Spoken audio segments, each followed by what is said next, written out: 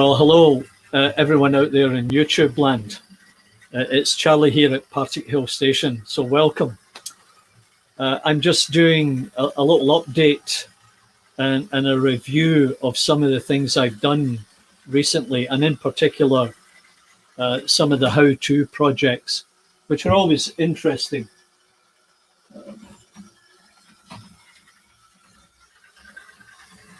Sorry about that. Piece of track got in the way, and that's what happens when you're not paying attention.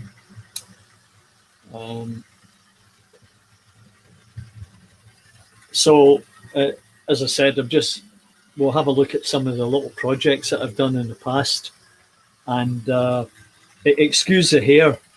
I'm still waiting on the hairdressers, barbers to open up. It's been some time since I had my hair cut, and it sort of shows, right? Anyway, I'm sure we're all suffering from the same dilemma, whether to let it grow or not, and whether you want to be a hippie or not. So the last video that I made was on the F4 that I picked up along with the two mainline coaches, and you know, those mainline coaches are just really exceptional, and you know, as I said,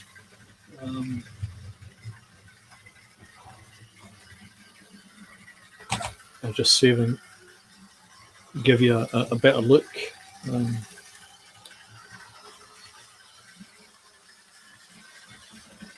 So I'll need to turn it away from the light.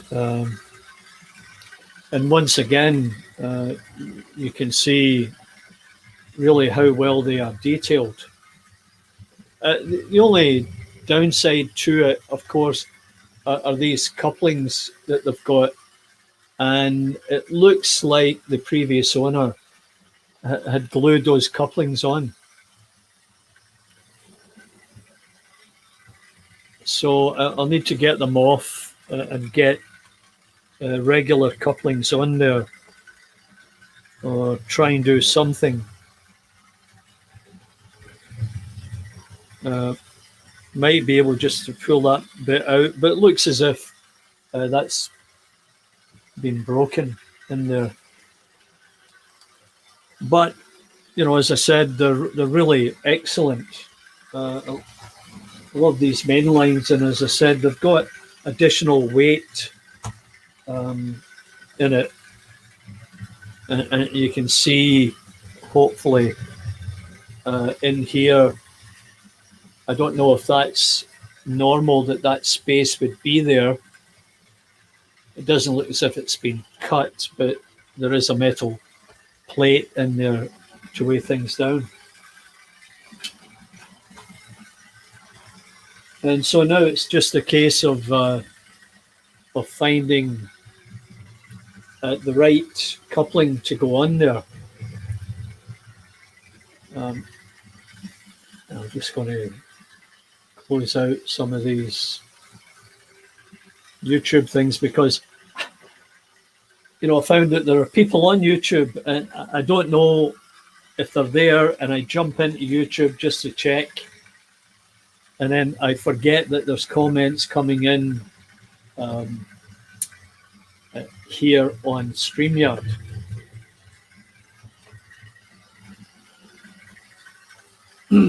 As you can see there.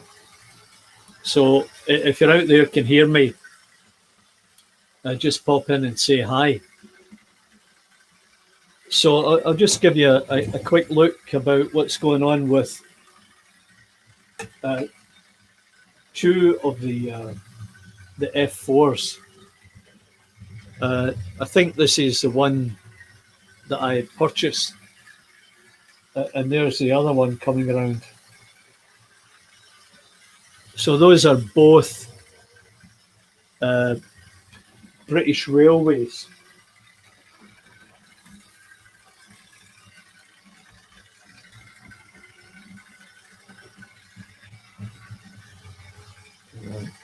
Make sure I get the right one here. Yeah, sorry. Yeah, there's the British Railways one there. And there's the other coming round in the other track. I'm just trying a different camera position here to see what works best.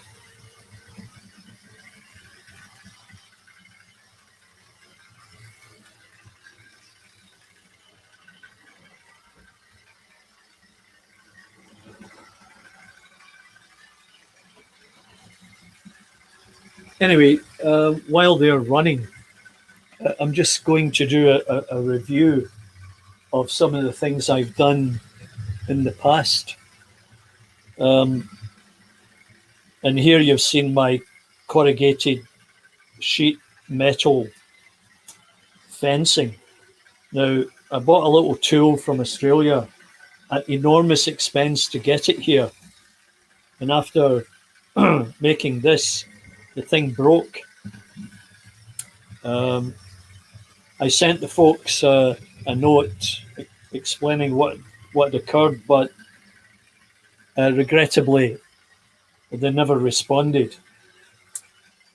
Anyway, it was a nice little project. I may still be able to use the little tool. And it was quite simple to make.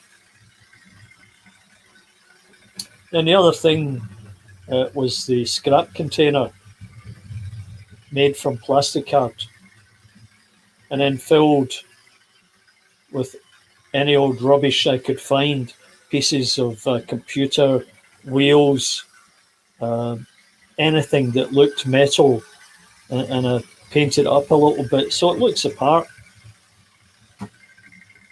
Now, this one here, this is a roller from a printer. So you can take an old printer that doesn't work anymore and go in there and pull out a load of cogs and rollers. And then what you can do is you can put them on as a load. Now, this is a rubber roller that was on this here, and I took it off, but I painted it so that looks like something metal, aluminium, whatever. And you can paint this up.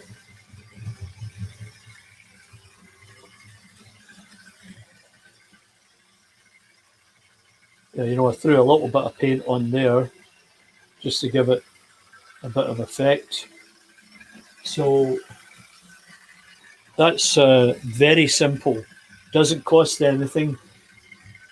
People are more than likely happy to get rid of the printer that doesn't work, or they've run out of ink, and it's so expensive to replace the ink cartridges that they're only too happy to give it to you. Now, the other thing is my trees. And these are handmade again. Very simple. Give you the other examples up here. Now, that's made from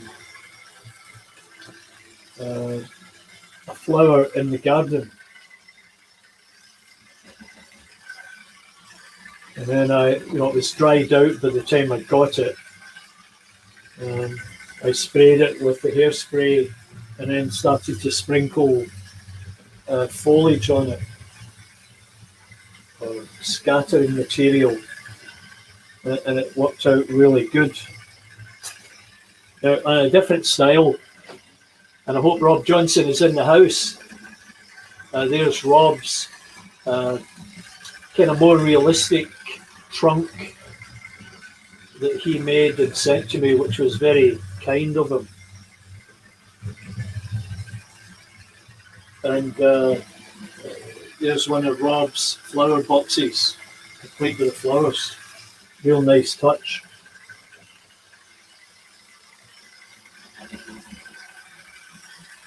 So once again, polystyrene, I carved out the bricks with a pen, then I went over it with a soldering iron, and then painted it in various colours, and it's very effective. And here's my concrete wall. I made it a foam core, painted it various colours, scored some construction seams in it, and rusted it up a little bit as if the reinforcing steel was rusting, and that's very effective too.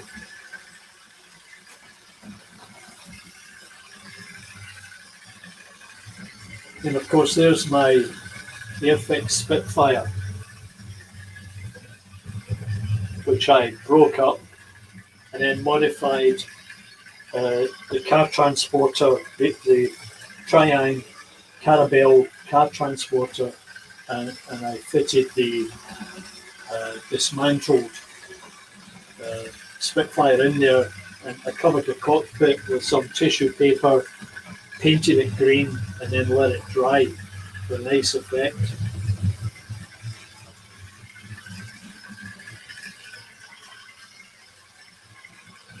And then the next thing I'll show you is a stave. Now, for this, I used Starbucks stir sticks.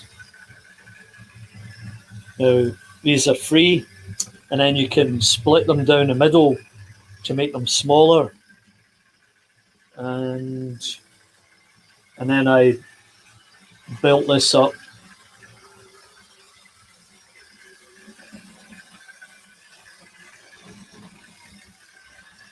And then I added in the coal. And there's a bowl full of coal and a bit of real coal. But this coal here was made by going into the dollar store, and they have jars of, I can't remember what the name is, and I think I've moved the jar out of here. But, oh, hang on a second. Yeah, so it's metallic glass gravel. And nice bottle filled with the stuff.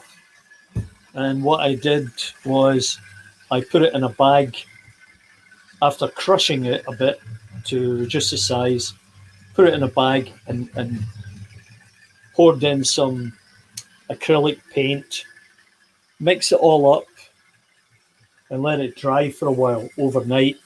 And that's how I ended up with this bowl full of coal. Very realistic looking.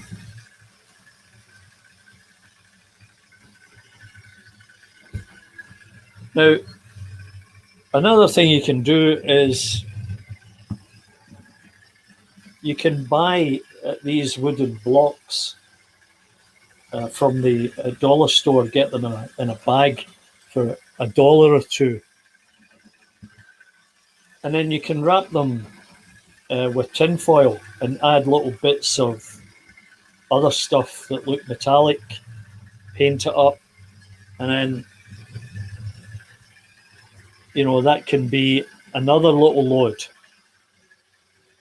I'll bring over this one and drop it in.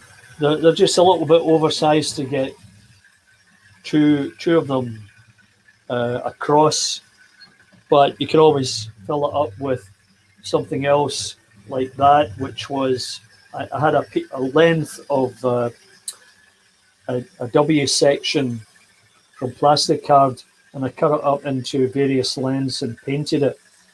So that would go in there too, and that would be a nice little filler.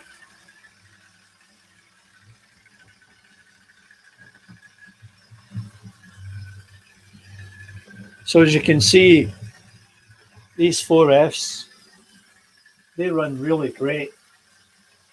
It's a different noise, but that's okay. They run really well. And when I got the latest one, well, it was screaming a bit. And what I did was I sprayed it with contact cleaner, and that cleared it up, no problem.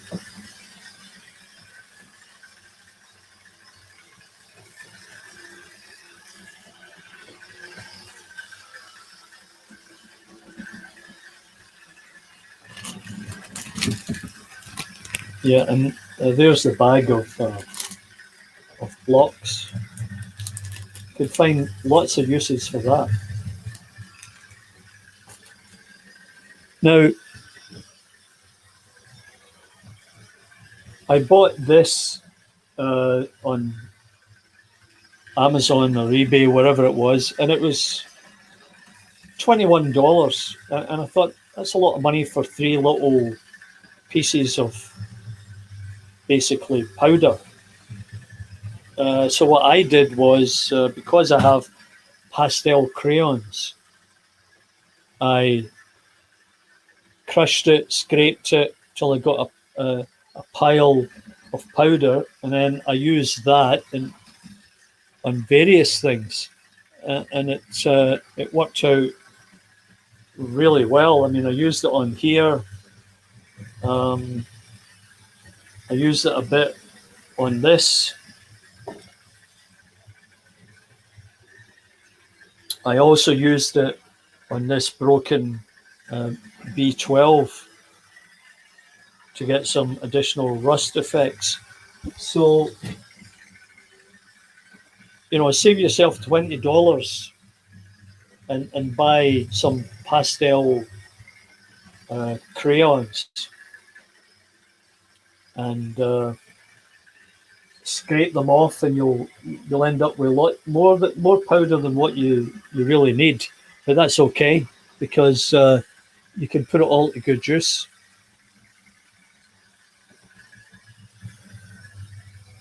Now the other thing is, I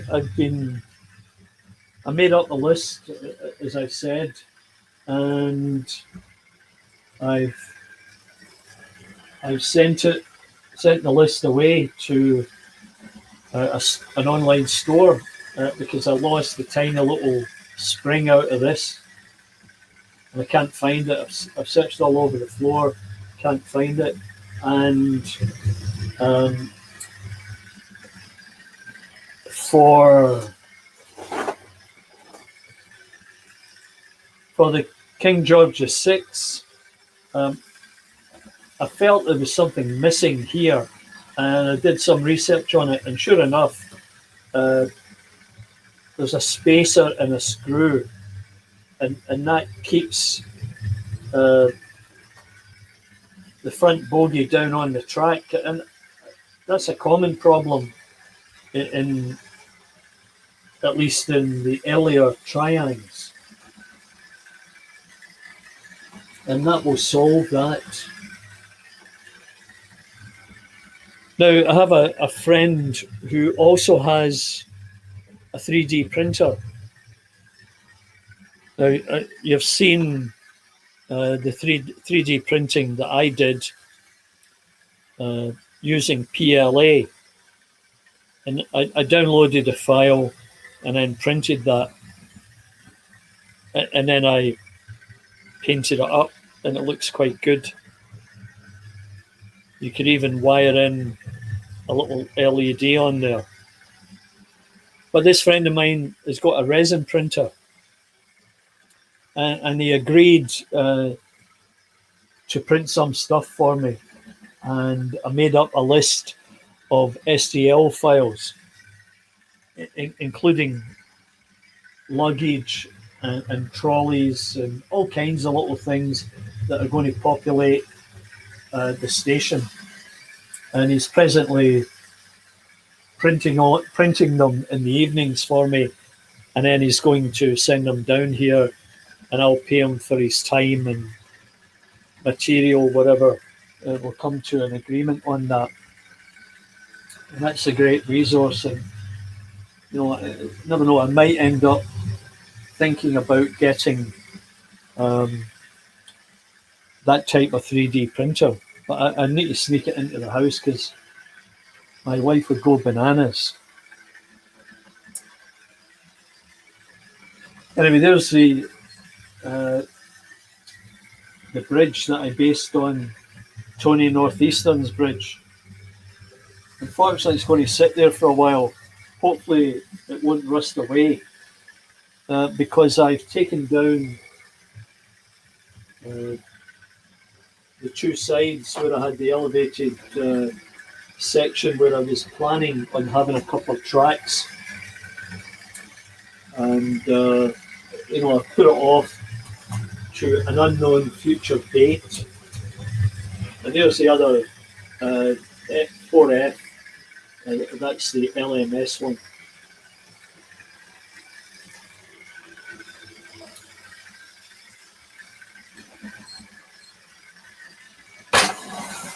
So a couple of little things here. The station master's house, you've seen that. And my tenement for the residents outside. Now, in the corner there you see some 9-volt batteries. I think they're used, but an interesting thing about that, I'll just get back on here. An interesting thing about was batteries.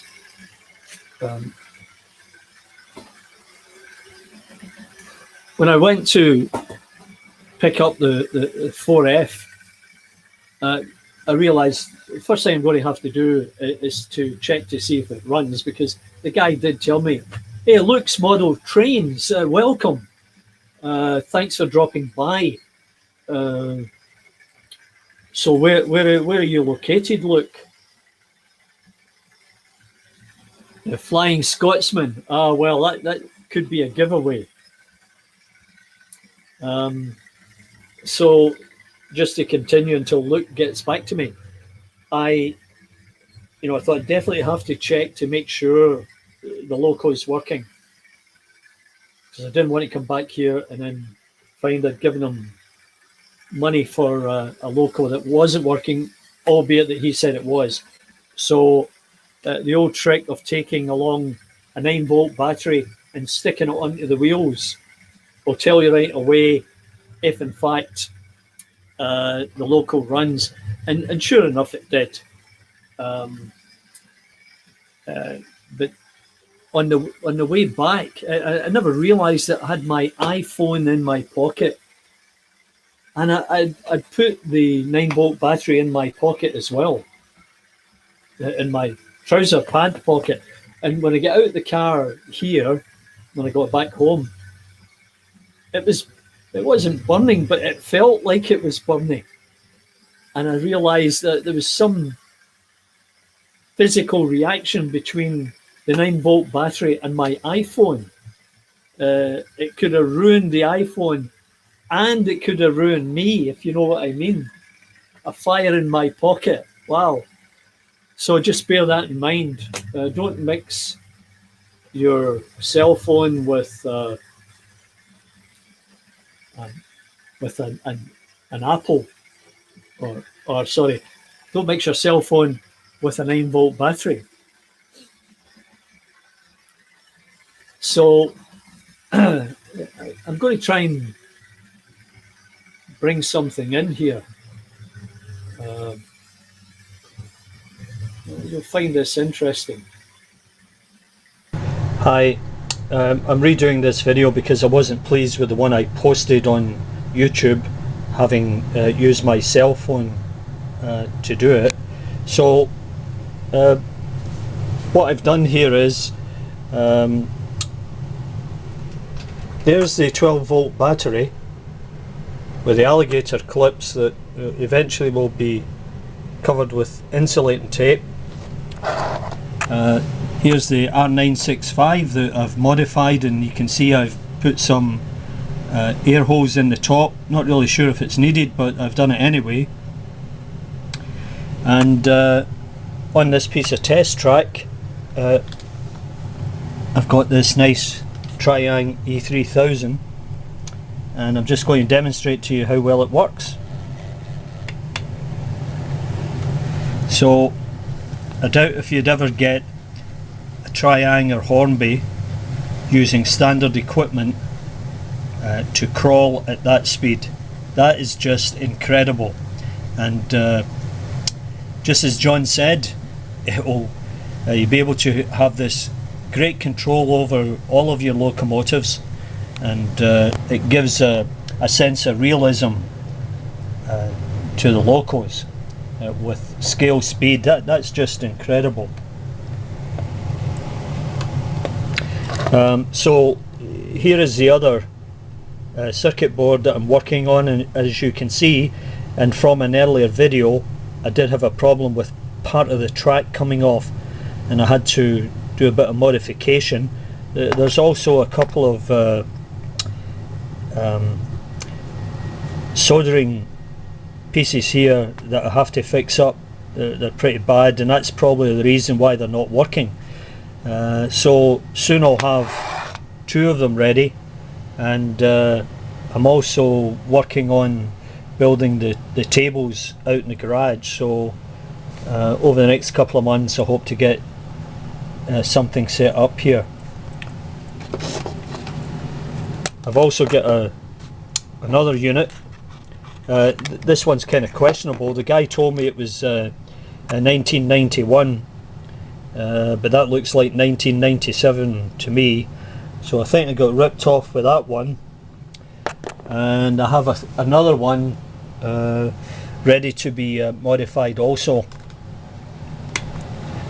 So once again, we'll just watch this local just crawling away there.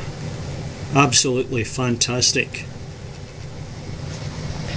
Anyway, a big shout out to John Chams123 for this outstanding and excellent exercise that I highly recommend for all Triang Hornby owners, and you'll bring a sense of realism to your layout. Very simple once you understand it and you're able to master the soldering. It's absolutely no problem. Cheers. Battery charger out in the garage. Anyway, yeah, so that was quite an experience. I knew nothing about electronics, obviously nothing about electricity, but I was really interested in the PCB thing, and also to see if I could control the Airfix locomotives. And if I switch over one more time, if I can find where I put that camera. Oh yeah.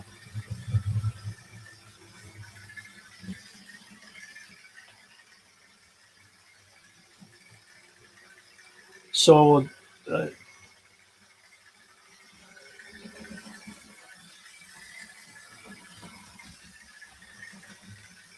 so this is what I'm using to power my tracks. You know, these were a couple of dollars on eBay, made in China, like free shipping. So I've got a couple of them. This was the first one that I got, somewhat larger. And that powers the one track, and this powers the other track, and it's a little bit smaller. But they've got even smaller than that since I bought these. In fact, here's one there. But the difference with this one, there's only a controller, a speed controller. And there's no reverse on it. Now, a smart person, smarter than me, could probably modify this so that it worked like that one. But I'm not sure how to do that. So, it's another way to control your locomotives. And, I'm also using this Tech 2 because I was having a little bit of trouble with that one. And I think it was because I didn't have this controller secured down somewhere. For some reason, it was causing a problem. Because you've got, stop, forward, reverse here, and then the power controller.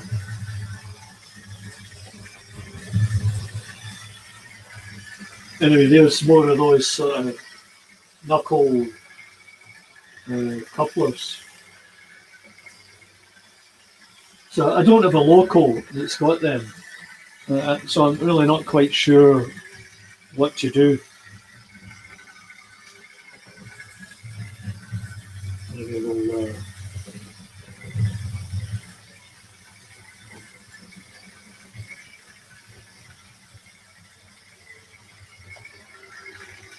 so what I'm going to do, I'm just going to run something.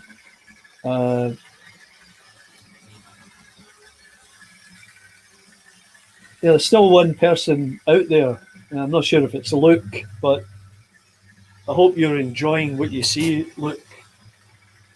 So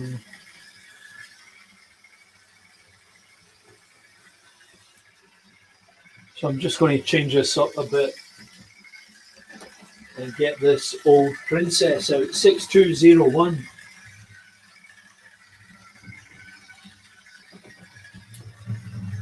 We'll see how well it runs.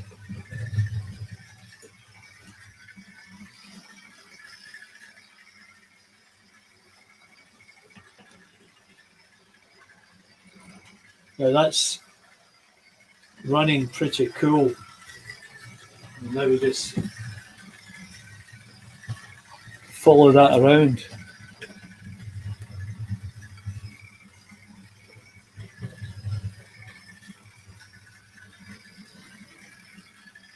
Not bad for an old girl.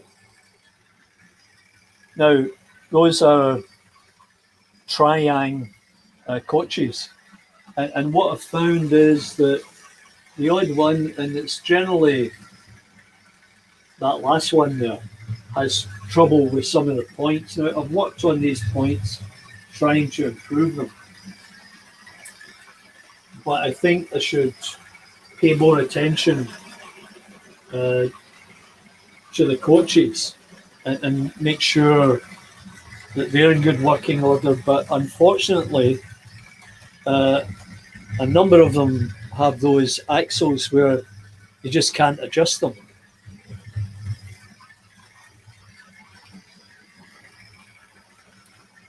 But yeah, that's running pretty cool.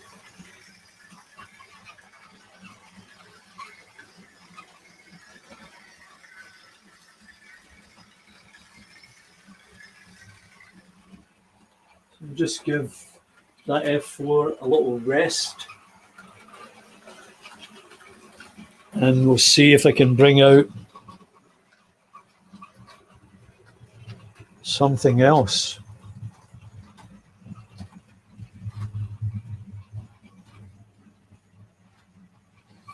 Oh. Yeah.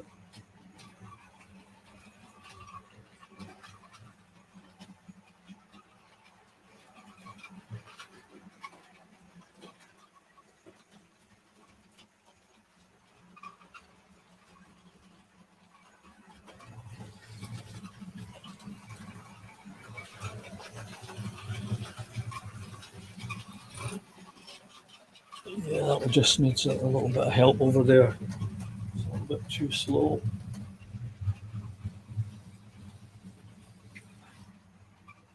Now, I worked on those grain wagons. I re-gauged them because they just weren't running very well, and that was the trick. Just re-gauge all those axles and wheels and it will run so much smoother. And that's exactly what's happened.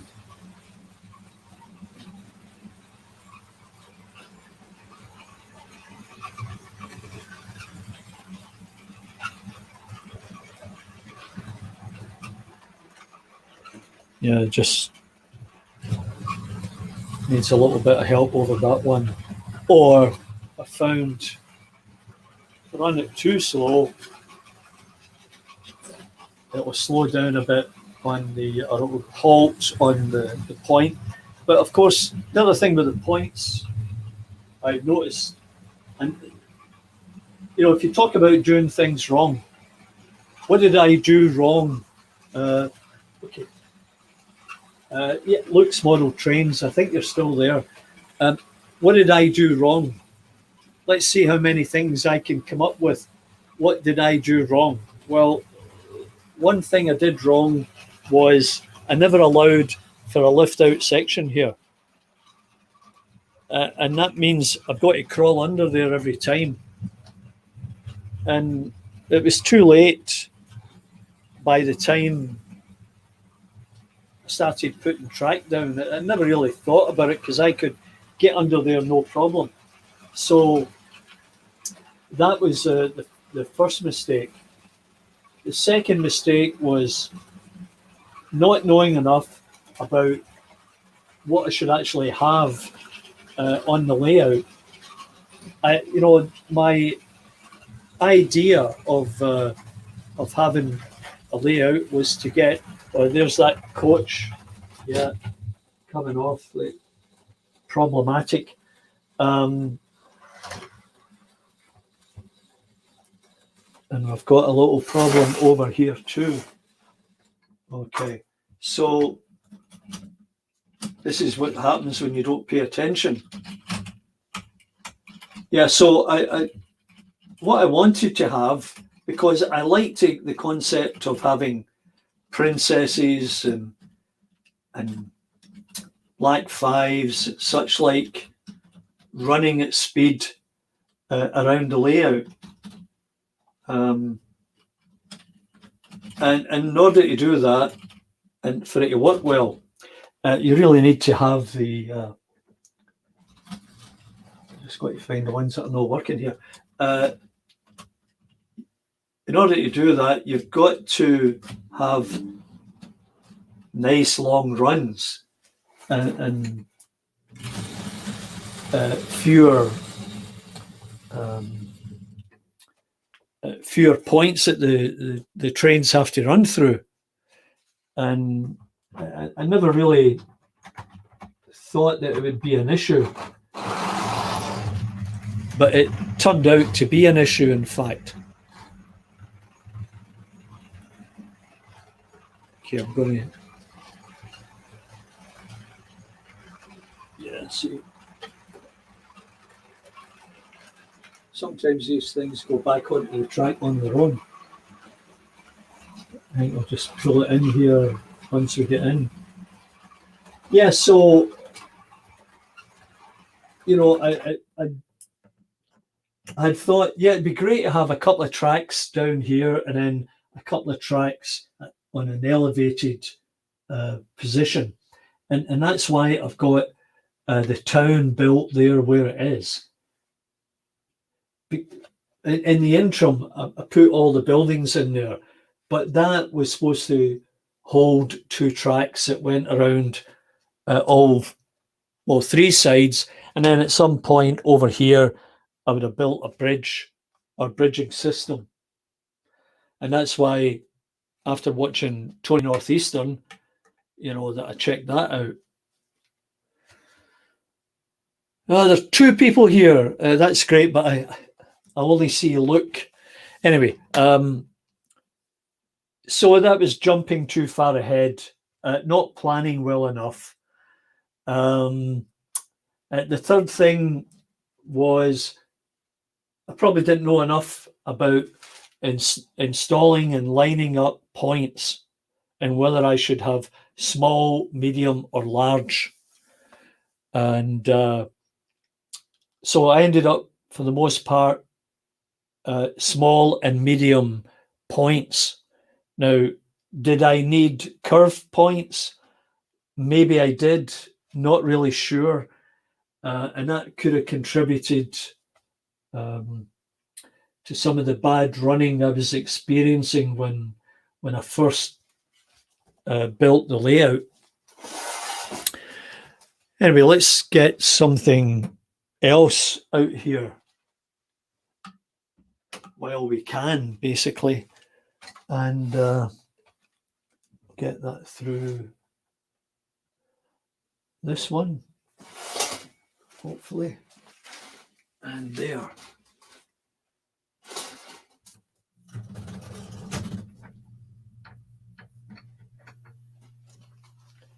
Yeah, just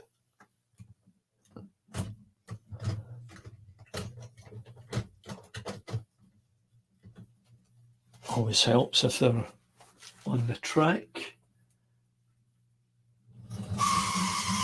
Oh, now that one's beginning to squeal. That's not good. It's probably drying out, and we'll need a lot of service, so we'll get that back in. But once again, there are some of those grain cars, and they're running just fine now.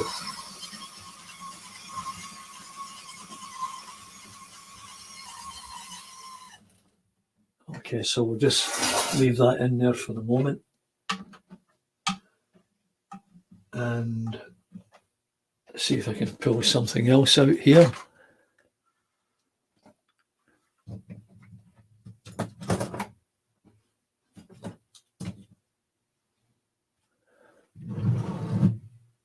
Make sure I get the right one.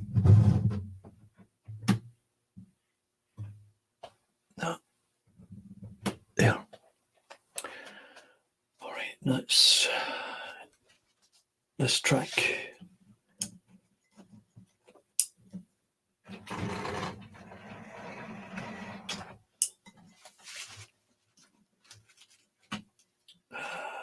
Let's see. Just lift this one out so that I can go in there. And so something else I didn't do right, or I didn't know, was that I should have planned to electrically control the points. It would probably have made life so much simpler.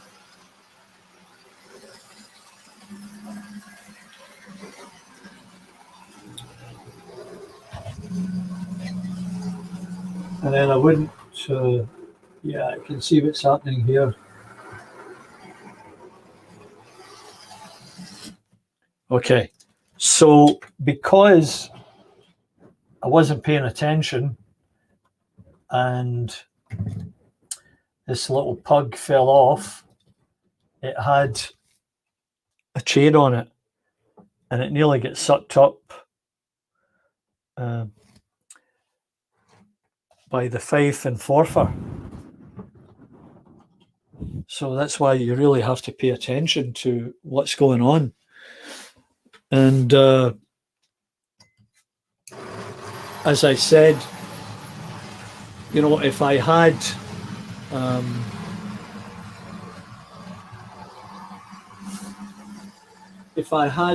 known more about point motors, and the funny thing is, I have 2 or 3 point motors, but I just never got around to installing them. I just didn't know enough about it, the wiring, all of this. And, you know, this is a very simple layout. You know, I've got 2 sets of wires because I've got 2 tracks, and that's it. Now, I'm planning to put a 3rd main line in there, and that means I'll have an extra controller hopefully that's not going to make it more difficult than what it is.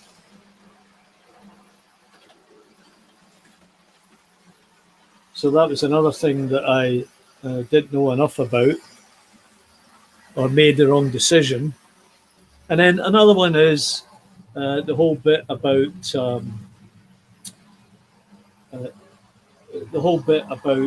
DCC. All of my locos are DC, with the exception of that DCC ready Hornby Voyager, which the card burnt out for whatever reason, and I need to find a place where I can order it and have it shipped for a reasonable price. So, you know, my collection is spaced out over maybe the last 20 years. And, you know, I'd go to sort of yearly model train show and I'd buy a couple of things. But I'd know where to run them. And over the years, I would do that and be working away from home on project work and working long hours at the office when I was here at home. Resulted in me not making any progress whatsoever in a layout. Now, I had a colleague and good friend who was also an enthusiast, and he built a little 8x4 layout in his basement. And I used to go over to his place and run trains before, you know, this was a number of years ago. Anyway, what happened from there was this friend of mine had bought a cottage outside of Toronto, and he built an enormous 30 by 40 foot layout, or 20 by 30, whatever it was enormous. Anyway, I'd go out to visit him every now and again, stay over, because it was like a 2-hour drive, and it was worthwhile staying over to help him. So I'd help him with some of the placement of buildings and type of buildings, and some of the artwork that was required, of painting, that kind of stuff. He had his own plan for this enormous big layout, and he worked away at it every weekend until he retired, and then he worked on it full time. Everything's DCC. And what Mike did was, there came a point where he would only buy locomotives that could be converted to DCC. And so he ended up with a large stock of DCC locomotives. And the whole layout is powered through DCC. Unfortunately, he passed away a year ago this month. Very sad. Anyway, so I think I'd said to him at one point, you know, have you catalogued your collection just in case anything happens? And I'm sure he told me he had. Anyway, some time after his passing, I was speaking with his wife, talking about this particular topic. And, you know, he said that she had asked him or she had looked, or had asked him, and I think he said yes, but the problem is it's most likely on his computer on a spreadsheet, because that's just the type of guy he was. He was really well organized. And the problem would be to get into that computer and find his catalogue. Now, I know that underneath the tables, he's got all the boxes that he had for a matching locomotive and or coaches and wagons. So that would be easy to go through and match them up. Now,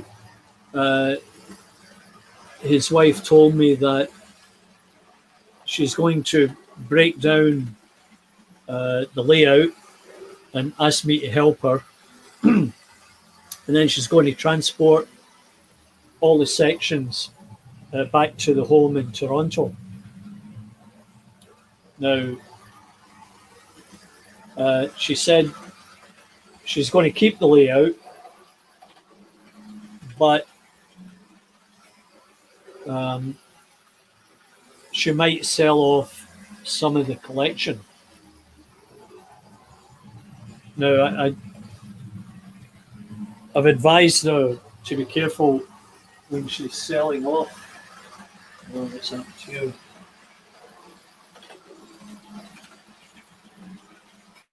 Because there are lots of unscrupulous types around, as you know.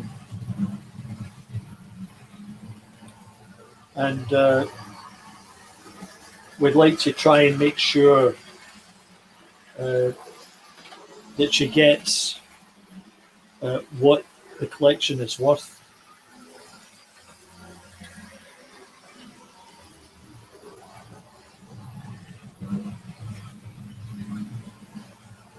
I'm just having a problem here. The camera's dropped off.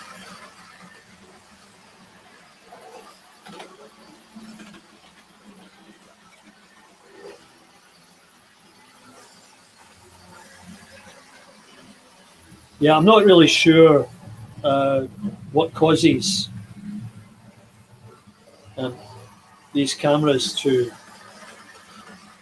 drop off, but they actually, for whatever reason, they do, whether it's the battery or whatever. So I'm just going to place this back in.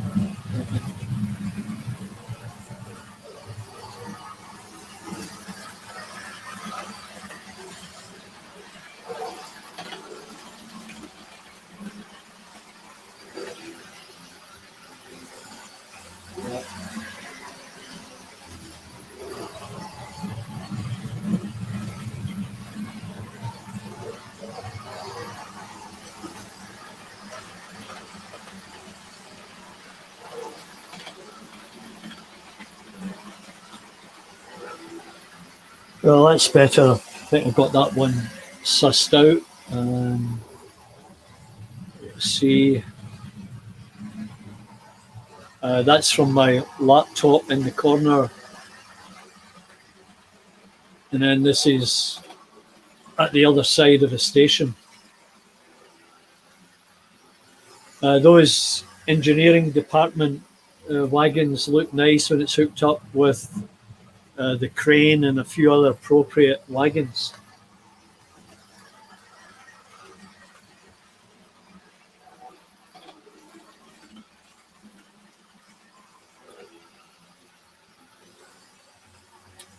So, getting back to where I went wrong. When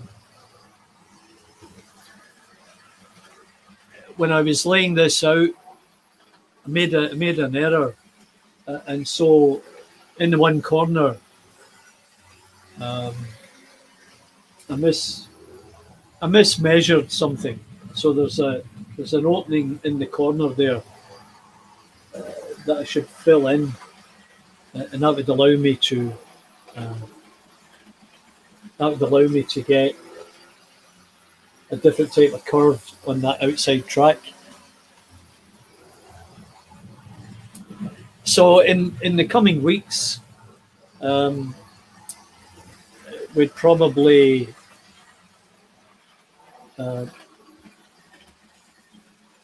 I'll receive that package from the store in the UK, somewhere in England, and I'll disclose to you who they are. I'll just get this comment, just make sure. Barnabas Junction, good evening. I hope I'm not jumping into your time frame. I'll get out of here shortly. So how are you today? Thanks for dropping by. And I was on your show yesterday watching. And always interesting to see what's happening at your place. And yeah, up in the loft.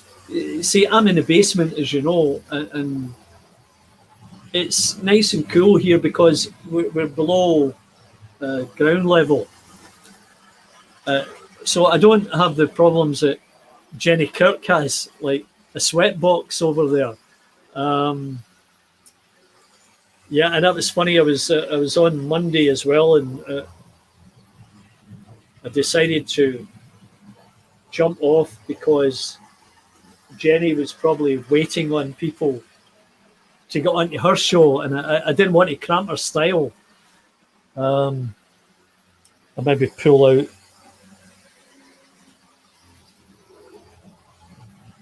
Let's see if I can get something else out here. Yeah, that one. That one.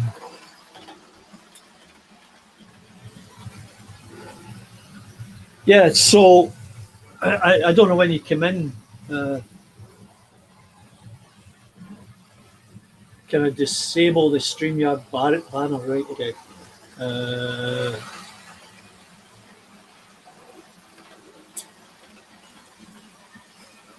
Well, that one, I can't remember exactly. Maybe it's the brand.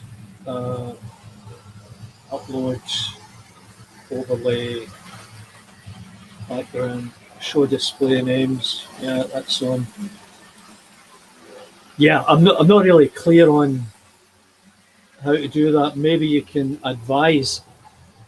It's covering the top of your head. Yeah, I've actually got hair behind that banner, and maybe I'll crouch down a little bit. Anyway, yeah, I'm not sure how to get rid of that. So how do you do that, Jason?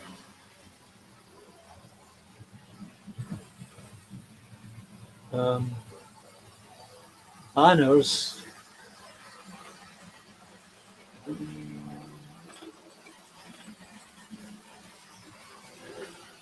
Hide. Yeah.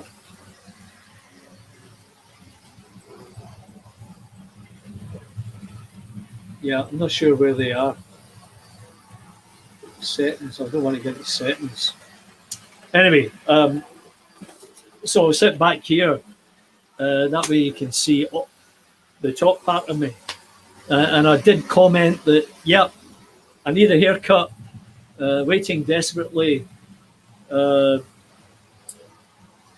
I don't know when you came on, Jason, because for some reason you don't show up on my MacBook Pro, but you show up. Okay, click on brand, then click on the overlay to disable. Okay, we'll do that. Brand, overlay. Hey, you learn something new every day. The maestro over there. Thank you. Anyway, as I say, I don't know when you tuned in, but I was doing a review of some of the little how-tos and tricks that I'd done over the last while that proved useful to some people, and hopefully it will prove useful to many more. I'd also spoken about, I was going to try and add in a third line, and that I had worked on gauging the axles and wheels for many of the wagons, and in particular the whiskey wagons. They were all over the place. It was plagued with derailments, and I found that I could go in there and I took a set of wheels off, and I tried to play around with it, and then suddenly I realised it could turn a little bit. So I made a little adjustment, gauged the two of them, put it back on the track, and it worked. So then I went in and I re-gauged all of those whiskey wagons, and now they all run great. And talking about bits and pieces, I will be doing an unboxing when I get this package from one of the stores in the UK. I went in and I had a list, and I'd mentioned this. I had a list of things that I was looking for, bits and pieces for various locos that I've been working on. Anyway, and I hope I'm not too loud here, because it's often I've got the Blue Yeti on minimum, so it should be reasonable. Anyway, so I made up that list and went onto a site, and I found most of the pieces I was after. And then I thought, okay, the litmus test is going to go into the checkout and see what the damage is going to be. Bingo. Yeah. So I did that, and for I think it was 27 items, the postage was going to be £4.40, and I thought, hallelujah, at last, because you can do this yourself. You go onto that on eBay and look at anything in there and look for parts, and you'll see who I'm talking about. And it comes up, and they're asking 25 quid and more for a single part. Like, oh my God, that's just over the top. And these people should be stood up against a wall. Now, having said that, I know that there was something going on with eBay, and what was happening, I think, or was told was happening. People were placing an order, it would come, and then they would get back online and say, hey, I never got my order, I want my money back. Ultimately, I think eBay were left holding the bag on that, but they also forced some of these online shops or online stores to ensure that you had to sign for or take insurance on the package. Now that may have caused an elevated price, but I think the price of postage in general has just gone up, because I mailed something to Rob Johnson, and it wasn't a lot. It wasn't heavy. It was a small box, and it was more than what I'd thought. But it had been some time since I mailed anything like that, and I'm sure Rob had the same experience, as he was kind enough to send me a couple of two trees and a tunnel entrance. So it's a real problem, and you try to. If I'm looking for any locomotives or anything else, it's always a problem, because you may be adding £20-30 to the cost of the item to get it over from the UK. And the only other way to do it is to fly over there, and I'm not ready to do that right now. And then, of course, that brings it to What am I going to do? Well, I have a number of duplicates. Like I've got 2 APT sets in boxes, and I should sell one of them. And I've got a few other things that I don't need. I think we all get to the point where, oh, did I really buy all that? And I don't have enough track to run it all, and take them off and put them in boxes and storing them, and then pulling the other ones out, put them on the track, and so on and so forth. And I'm at this point where I'm trying to come up with a list of trains that I want to have. I want to have the Princess, the Triang. I want to have the Flying Scotsman, the Hornby one. I want to have the A4s that I've got, and I've got 4 of those. I want a couple of A5s, and so the list is building. Anyway, so this is the Triang R965 as per John Champs 123. Good old John, he's still there in Nottingham. Should track him down and say hi, how are you? It goes a long way, especially during these COVID times. Anyway, I was a big admirer of John in the early days when I was first doing or collecting trains before I built my layout. And one of the things that fascinated me about John was that he modified that R965 so that all his Triang locomotives would run smoothly and slowly.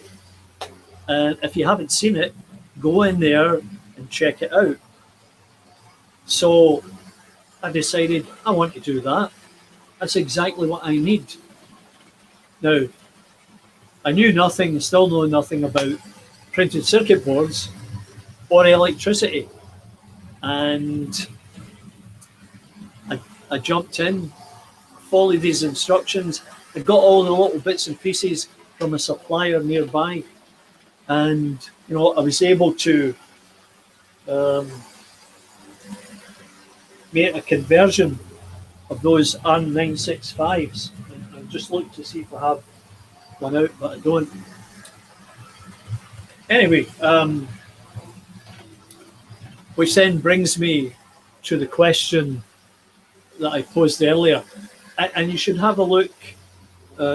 Actually, what I'm going to do is I'm going to put this on now. Hi, I'm redoing this video because I wasn't pleased with the one I posted on YouTube, having used my cell phone to do it. So what I've done here is there's the 12-volt battery with the alligator clips that eventually will be covered with insulating tape. Here's the R965 that I've modified, and you can see I've put some air holes in the top. Not really sure if it's needed, but I've done it anyway. And on this piece of test track, I've got this nice Triang E3000, and I'm just going to demonstrate to you how well it works.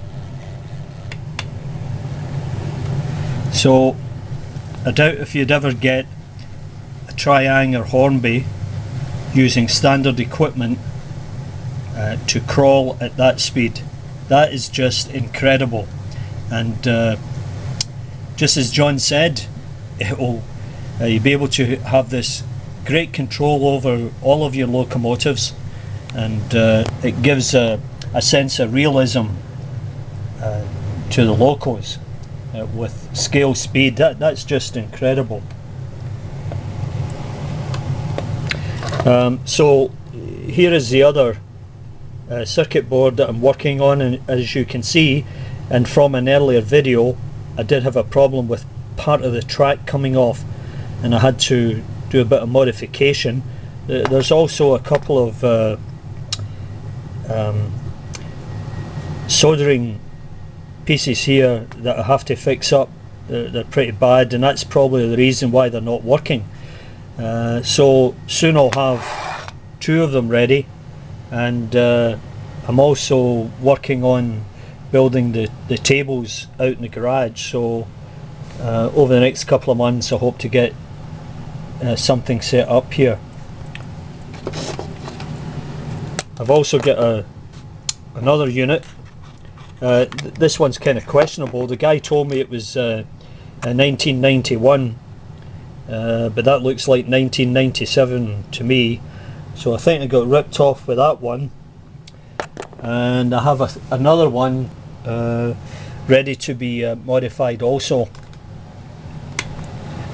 So once again, we'll just watch this loco just crawling away there. Absolutely fantastic. Anyway, a big shout out to John Chams123 for this outstanding and excellent exercise. Anyway, always interesting, and I guess that's what these forums are for, because I can go on here and talk about something that might be total rubbish, and somebody would offer a correction, which is great. It's exactly what I'm looking for. Now, here's another thing.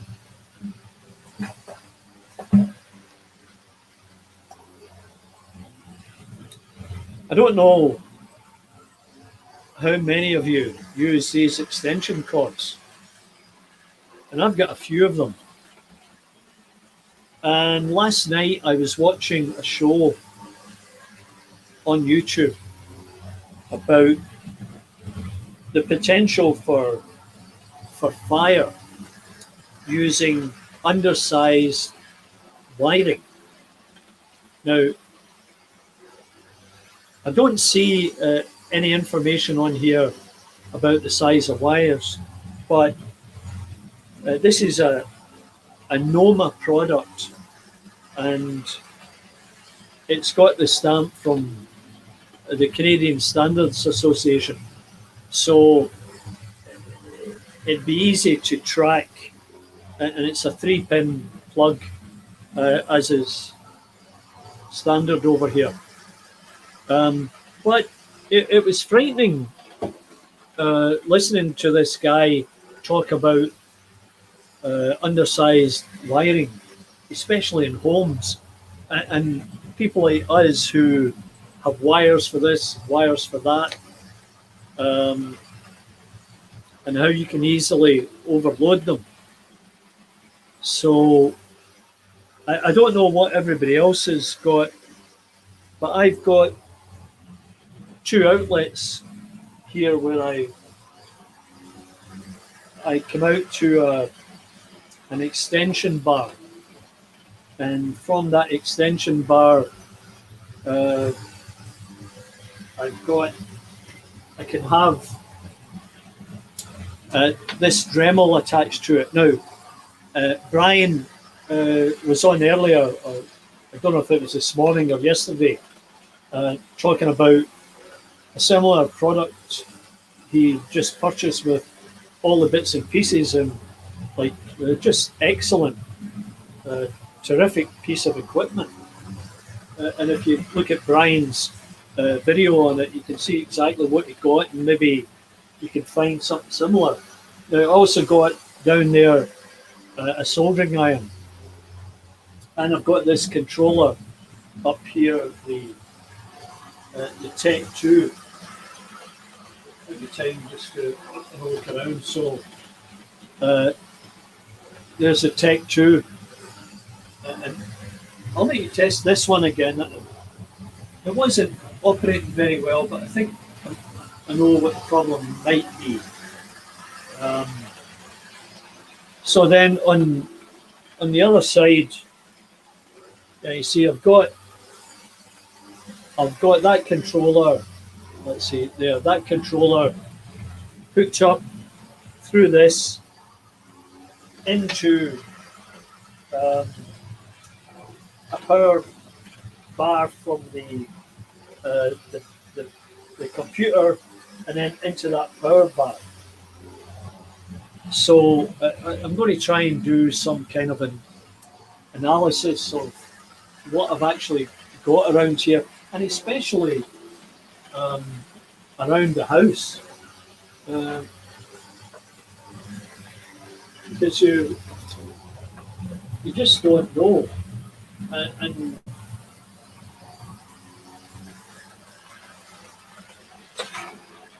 you know, in the UK, yeah, you get a different setup, and the one thing I like about the electrical setup over there is you've a switch on the wall to turn everything off before you go to bed at night. So that's a good thing. We don't have that here. That's why we have to pull the plug or switch it off in the power bar, but it's still pulling power. It's still pulling power from the circuits.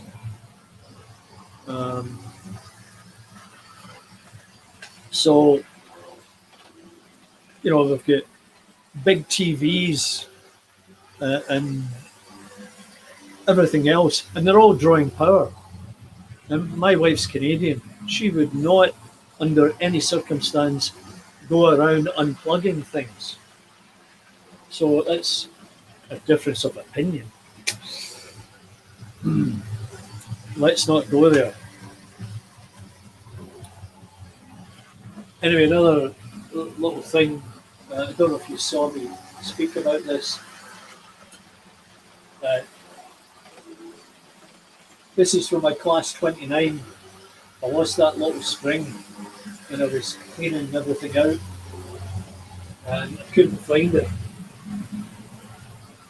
So that prompted me to make up that list and send it out there so that I could get what I needed. I'm just going to try and.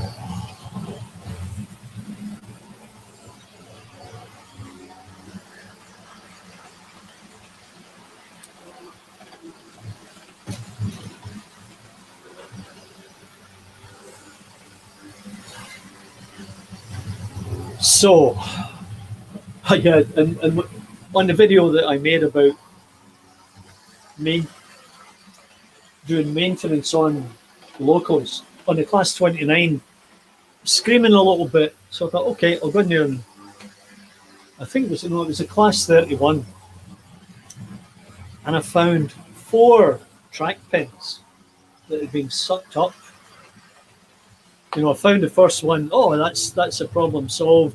Back on the track.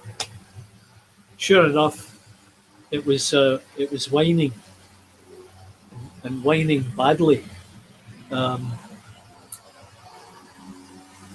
So I took it apart again, and well, I didn't take it all apart. I just looked underneath, and sure enough, I found another pin. And at that point, I decided, right, that's it. Took the body off, went in, had a look, and I found another 2. Now it's running fine.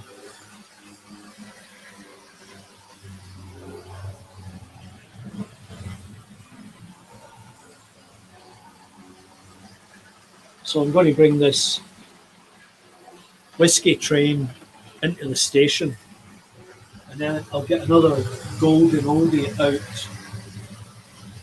for your pleasure.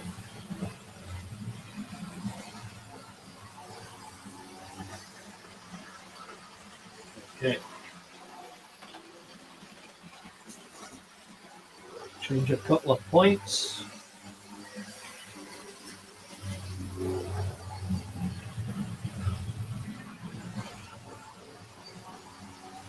Now, there's another old loco that I've cleaned up, and I've got it running relatively smoothly. Probably still needs a little bit of TLC. And the thing is, I've got those three plus another two, a power and a dummy, but I don't have a middle car. And I'll be looking for a middle car. I think August or September there's going to be some kind of a model railway show. But there's one thing I'm interested in, and I'm hoping that somebody can help me with.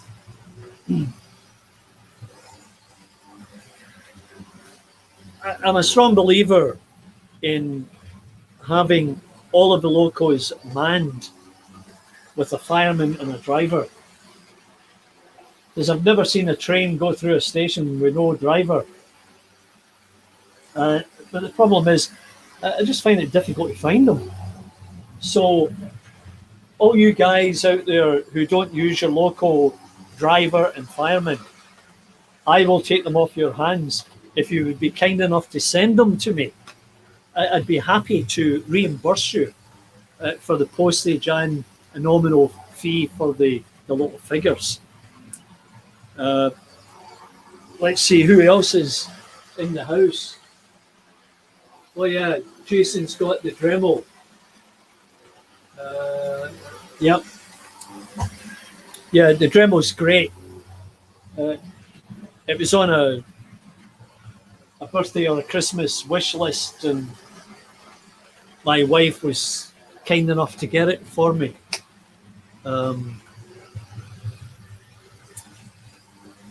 Yeah, so you might not have seen this, but one of my, I'm not sure how that works. Right, okay, so we're on this computer. Okay. Yeah. So that there is one of these little wooden blocks. Whoops. That I got from the dollar store. You get them in a packet of about 25 or something. And what I did was I covered it with tin foil and then put a couple of little broken bits of stuff on it. And it looks apart. And so, there, see? Now, it's too large to get two across. So what I did was I put in a piece of structural steel that I had, and I had cut it up in smaller sizes, and it fits in there perfectly. So, yeah.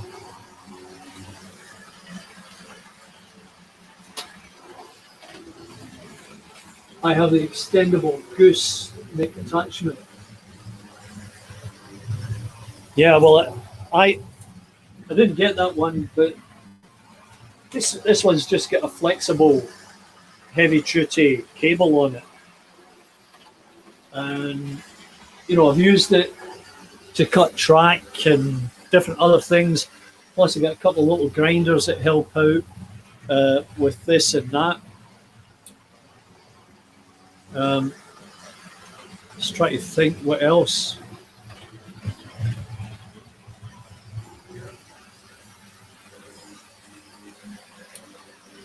Well, yeah, the turbo motive. So I've ordered, con bars, whatever they call them, the valve gear for this, and I'll end up painting this, and hopefully one point I'll get it on the layout. So that'd just be an interesting little project.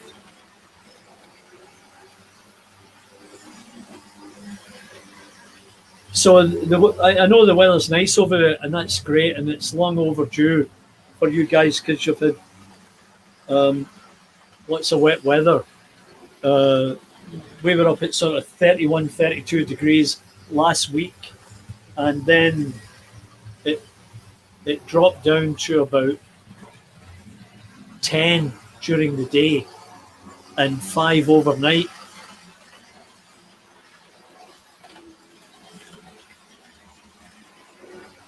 I keep breaking the cutting discs, not from cutting, but when I place a Dremel down after using. Yeah, you've got to be careful with all this stuff, right? So easy to break. I've broken a couple myself. In fact, I thought I had one around here somewhere that was broken. Or anyway, I'll get that camera again and show you something else.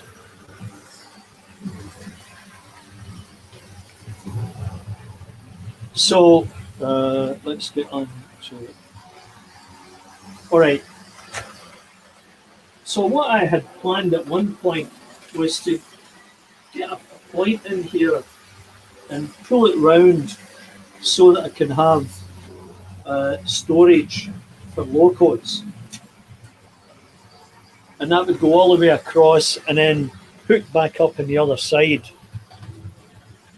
But, you know, that's all fine and dandy.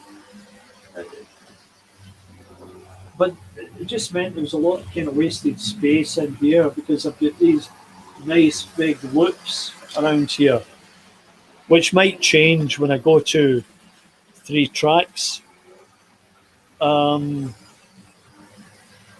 The one issue that I do have is I can't turn any of the locos around.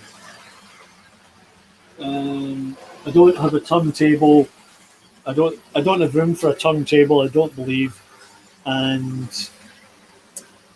I really need some ideas on how I can do that. And there's what I've got as a layout.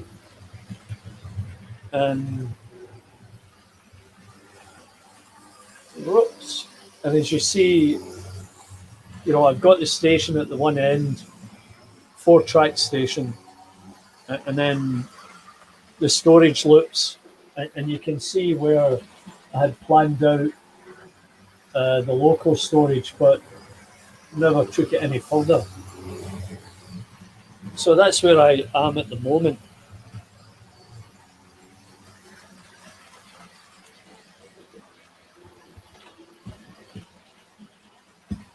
So we've got a different view there. Yep. So no run for a return loop. Yeah, no run for a return loop on either track, but maybe some point you could drop me a note and explain that, or point me in the right direction, so that I could review it, look it up. Let me try and get these comments on here. Oh, there they are.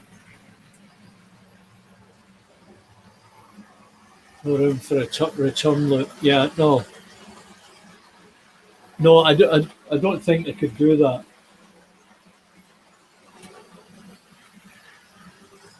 And I was trying to think, well, what if I go off here and then come back in that direction, but I can't figure it out. So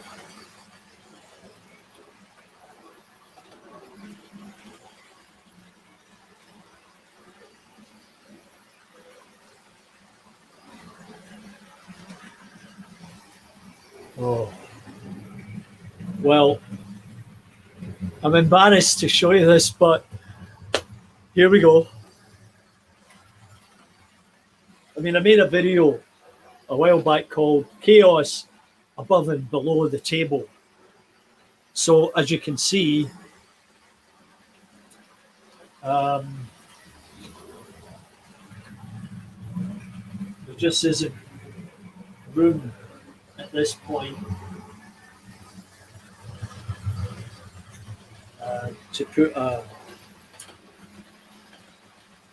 another level under there.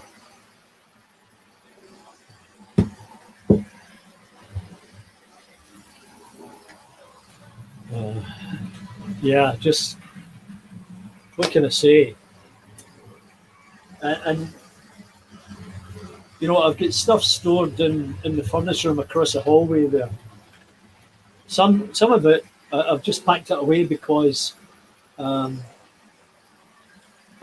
decided that they're excess, and much of it I've got a whole load of extra Triang track and whatever that I never used. That at one point I thought, I'll maybe have a dedicated Triang track in the elevated section, but that's obviously not happening. And then the other thing is, you know, that Virgin Voyager, once I get that card, and I need the name of a reliable store that's not going to screw me for an enormous amount of money for postage for that card. I thought, right, okay, this third track that's going in, I should probably dedicate it to being DC, or DCC, sorry. And, you know, I have another chip somewhere in the box or a bag somewhere, and I think I paid £27 for it, because I've got the receipt somewhere. And there may be another one. I'm not sure, but I never got around to doing it. And as I told you, I've got the Hornby Select controller. I was looking at it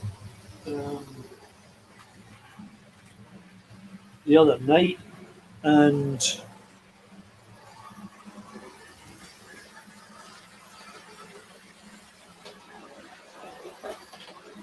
I realised that, yeah, well, maybe I should. And I think it was you, Jason, that said, well, you should maybe start on one of the diesels that you've got because there's more space. And that's true, there is.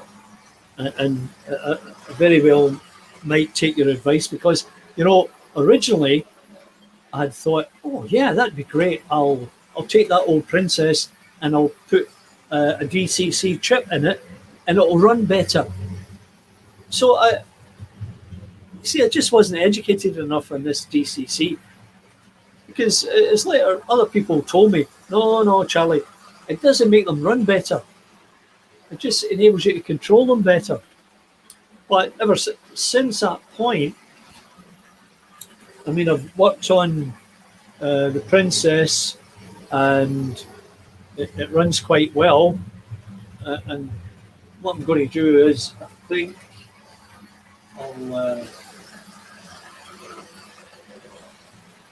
I'll pull that in for a minute, and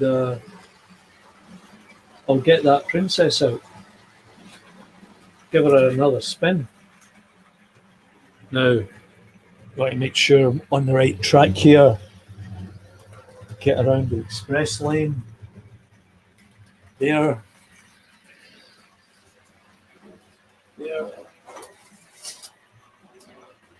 There. Okay.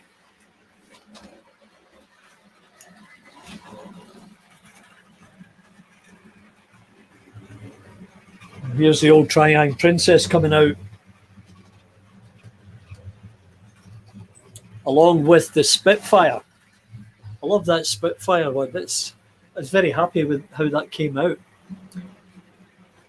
So, yeah, and here is a modified R965. You can see the larger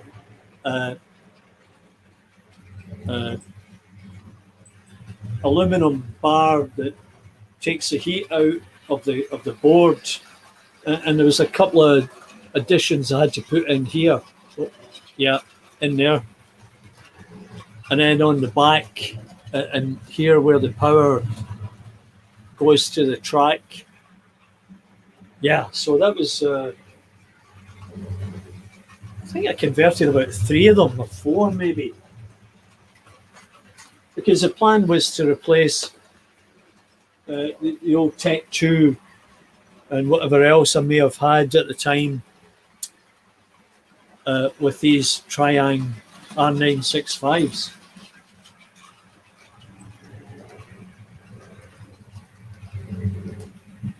So there, that Princess runs just perfectly. I'm really happy about that because, you know, it's an old thing, and it was the first one I bought when I decided I was going to try and get back into the hobby.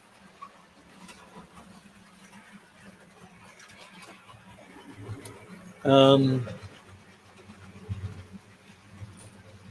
I bought it at a model railway show, and I got it home, and I think it had a piece of track, but it didn't work too well. So I went to another model railway show, I think the following year. It was in February or March, and there was a British Railway model group there. And I spoke to the one guy, he was from Leeds, and he helped me with it, you know. All right, that should run. And I ended up joining that club and was a member there for a while. But politics happened, and it all sort of fell by the wayside, unfortunately. So I am a member of the Plate Layers Association, and it's a club. Meet online, just like we're doing now, in a Zoom call once a month.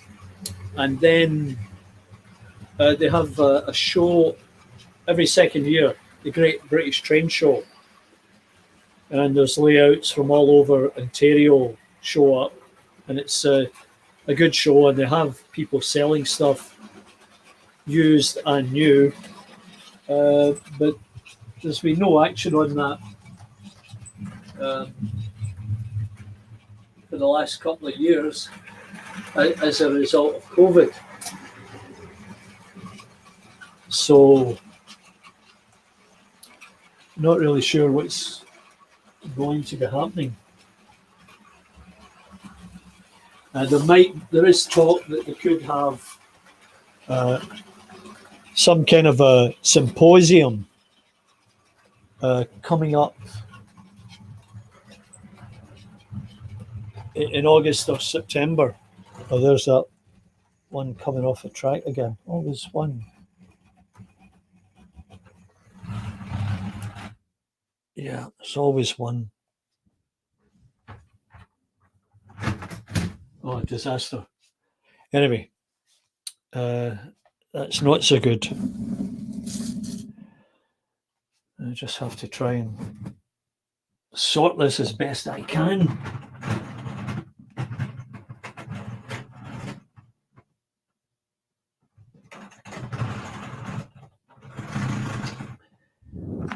And I can just about reach over to the back of the track here.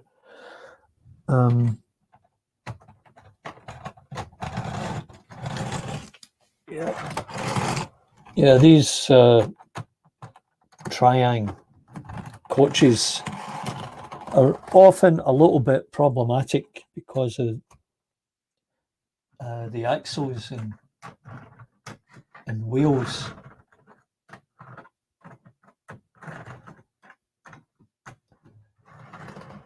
Now, they're great if you're just going in a straight line or around and around, but when you have to run through points, it can be a little bit more challenging. But let's see if we can bring this back. Yeah, that was thrown out a little bit too. And that was the other thing. John Champs 123. You know, you can see another video I did on converting the Carabel car transporters with new wheels and how to secure the bogie down so that it's not flopping around. That's another good one to watch. Yeah, there's Andrew. Andrew commented that it was very difficult to watch and listen to my video because I had echoes and such. It's always challenging, Andrew. And I think I explained that.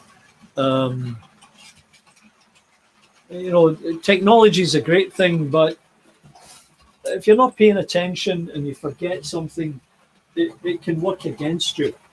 So I don't know. I popped into your site, Andrew, but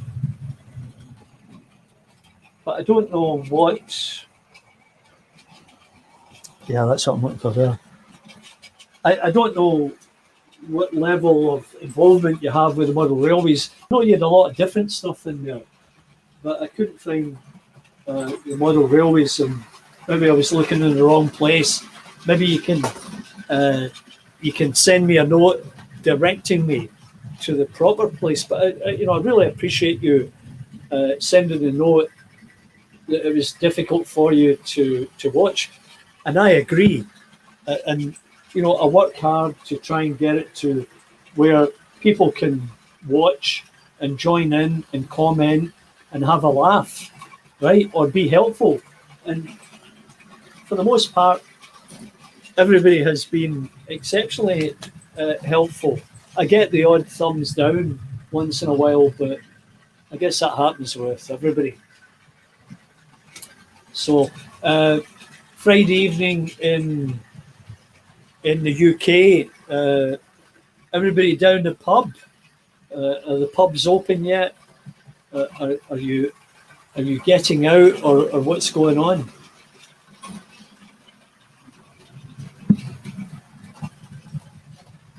So that little 4F runs great. I've got 3 of them. I hadn't intended getting 3, but I bought one, and then I saw this other one at a show, and I thought, oh, that'd be good to have another one of those. It turns out, and I hadn't really noticed, the running number's exactly the same. That's a British Railways model that just went by there. There is another one that is the LMS. That's the one I picked up recently. And of course, it's got the 4454 number. Anyway, it's all great, good fun.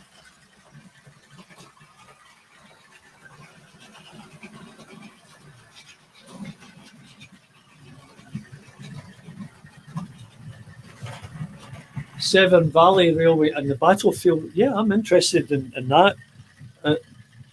I'll have a look. See the same. I've got the same derailment occurring here with these Triang coaches, and it might be the same culprit every time. Difficult to say.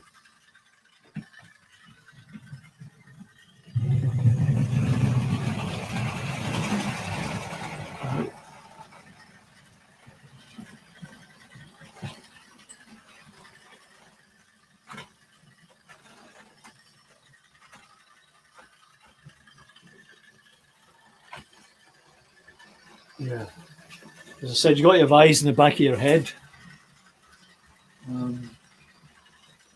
So I think it's about 27 degrees here. I might go and chill out in the backyard.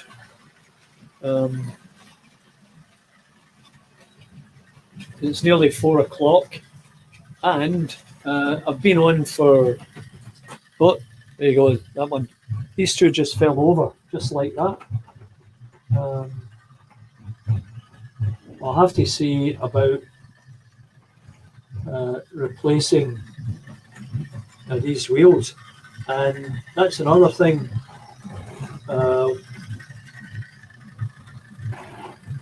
What wheels, what size, where are the best place to get them, all that good information is welcome. It will help me in my challenge to have smooth running trains here.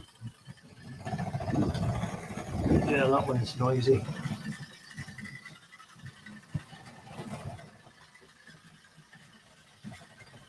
Still noisy. Got the wrong one. Catch it when it gets round here.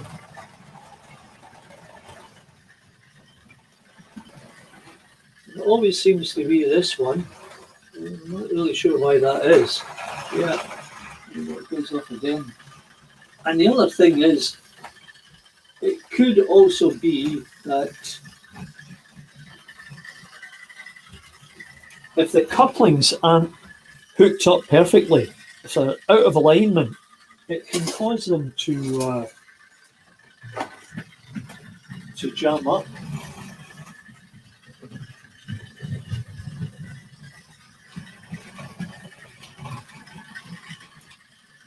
So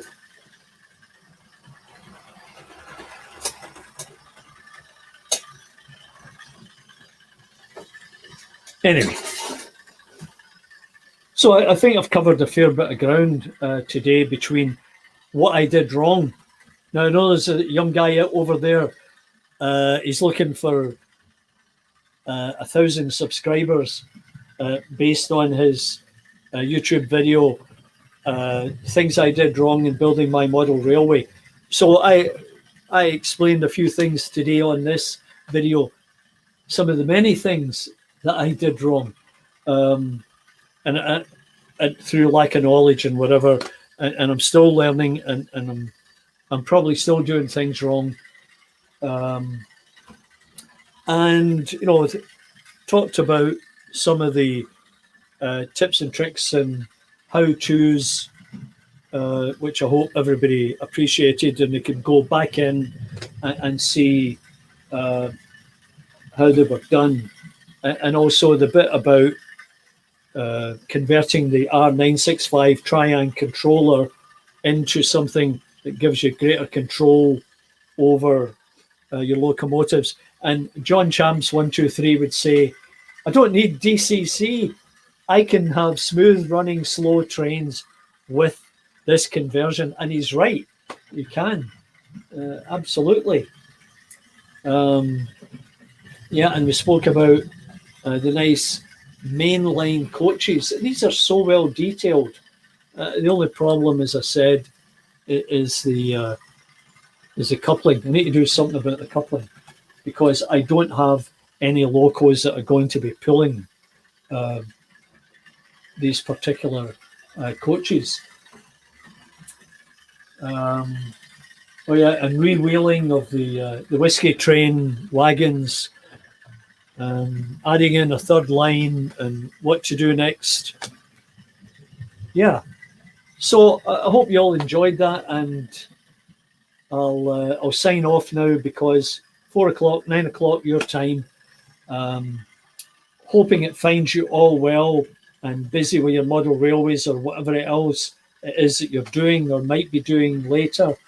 And hope to see you all soon on YouTube. And I'll be watching for Jason's show and anybody else who's going to be participating and throwing something up on YouTube, because I'm always interested to see what everybody else is doing. So I'll sign off and say bye for now from Charlie here at Partick Hill Station, and we'll see you again on the railway.